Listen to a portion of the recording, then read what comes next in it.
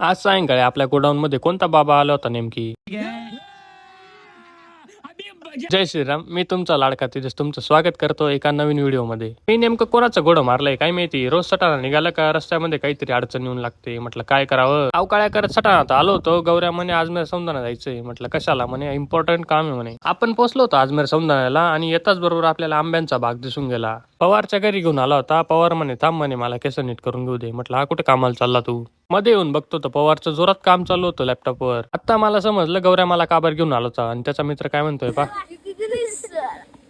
तू नको झुकू म्हटलं पण आम्हाला झुकावं लागेल कारण पावसात सापडून गेलोय आणि बऱ्याच कधीच तुम्हाला टिप्स दिली नाही. हीच टिप फॉलो करा मग. सायंकाळी आपल्याला रोहितदा सोबत जायचं होतं तळवाडे. पाण्या पावसाचं पोचलो होतं तळवाडे. तसं गाव मस्तच आहे बाकी पण आपलं काम होतं पुढे. मग काय कामाच्या ठिकाणी पोहोचलो, जागा बघून घेतली आणि सुरुवात केली कामाला. इथे एवढं सिरियस काम चालू आणि तरी या गौरव आणि रोहितदाची भांडण काही कमी होत नाही.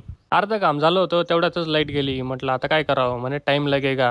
लाईट तशी आली होती. आपलं काम करून आपण निघालो होतो घराकडे. रस्त्यातच आपल्याला 2 गाड्या दिसल्या. म्हटलं अशा का बरं लावल्या. नंतर नीट बघितलं तर एक गाडी ठोकली होती. मी गाडी चालवत होतो म्हणून गौरवकडे कॅमेरा दिला होता आणि भाऊने एक गाडी घेतली नाही, फक्त त्या बसा बिसा घेऊन ठेवल्या. शेवटी थोडीशी गाडी दिसली. त्याला म्हटलं एक काम तरी नीट करत जाय रे तू.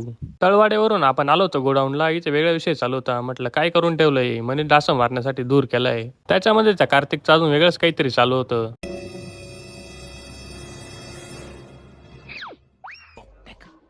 लेकिन ये साला कर क्या रहा है यहाँ पे।